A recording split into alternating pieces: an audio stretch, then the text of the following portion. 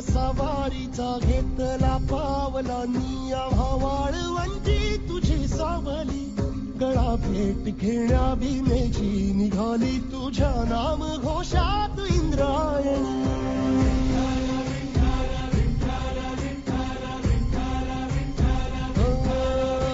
भिडे आसमंती ध्वजा वैष्णवांची उभी पंढरी आज नादावली.